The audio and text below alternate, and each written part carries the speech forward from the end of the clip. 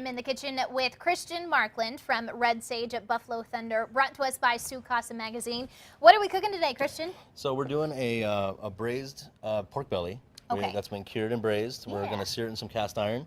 What's in that? It's basically we're going to do cast iron cornbread with it also, make some croutons, membrillo, fennel, and some nice Greek honey yogurt.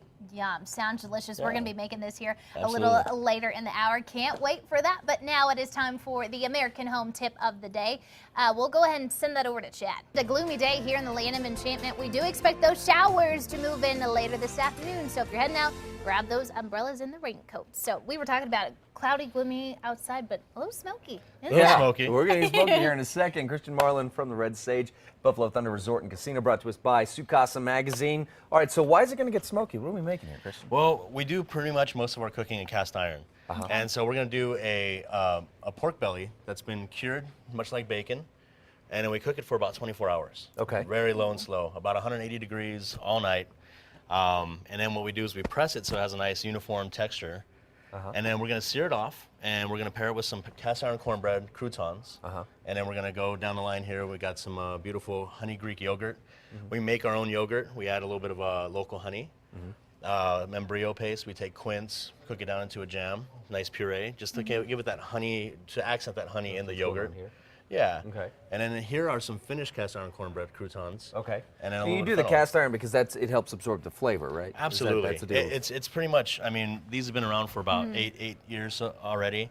So they got a lot of flavor. They got a lot of flavor, and it's one of the best ways to cook. You know, Okay. we use a lot of live fire. Also, we have a wood burning oven. It gets Oh, to wow. about 1,200 degrees, and we sear our steaks in there. Finish them All right, off. so let's get to it. Let's. Yeah, what do we got going on over So here? here's a setup for the cornbread. Okay. So already in the bowl, I have some buttermilk, milk, and I really recommend Desmet. Desmet is a creamery right a little bit south of here, I believe, and they have a raw milk, which is really, really good. Okay. Ooh. Farm fresh eggs. Okay. Okay, and then we have Flour. a mixture of salt, sugar, and baking powder, Okay. organic flour, Okay. and some heirloom grits. And you put that all that's all together? gonna make sense. Yeah, we're gonna mix it Okay. together, make a nice batter, Okay. and a little bit of butter as well. Okay. Okay. Let's get to So it. Yeah. I'm gonna throw all this together real quick. It's a really easy recipe. It's I learned this actually from stew? yes, absolutely.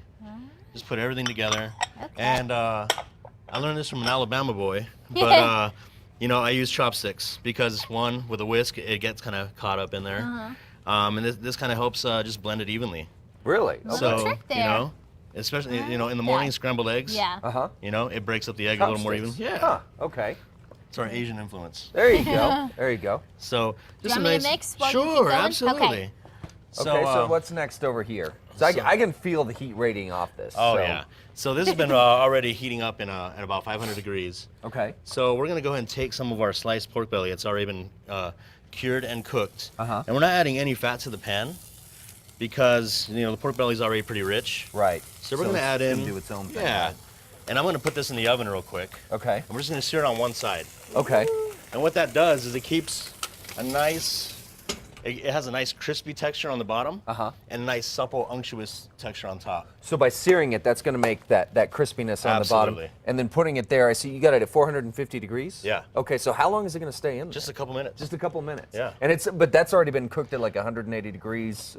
24 low hours. and slow. Oh yeah. And I mean Gotcha. it's falling off. It's a very tender cut of meat. Okay. And I actually left the skin on as well because that gets nice and beautiful, crispy as well. Okay, gotcha. Sometimes we take those off and make chicharrones with them at the bar for a snack. There you go. Does this Very work? popular. That's Am I doing perfect. okay? That's perfect. Okay. You know what? And then actually just get one more second to stir that in real quick. I can do that.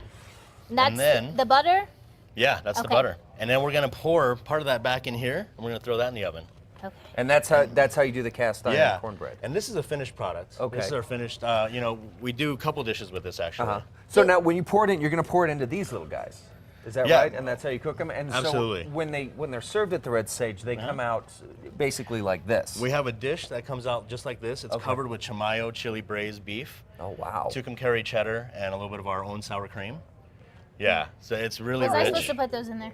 No, no, no. Okay, It's okay. already in I was there. like, I already messed up. Okay, is this good? So that, yeah, and go ahead and pour a little bit right in here. By a little? We also use these as well, but that one already has a little You bit of can do butter it, in it. Kristen. Okay. I have faith. Tell me when. Go for it. Keep going, keep going, keep going, keep going. There you go. Good? Wow, That's look good. at that. Okay. See, you're the best batter That is pourer. a gigantic This piece weather of thing corn doesn't right work there. out. That's right. Yeah, Red Sage. That's right. Well, so this obviously one of the good things that you can get at Red Sage. What else can we get at the Red Sage? We come up and visit you at Buffalo Thunder. We have a lot of steakhouse kind of classics. You know, Okay. the wedge salad. We make a nice buttermilk dressing, shaved radishes, heirloom tomatoes, you know, shrimp cocktail.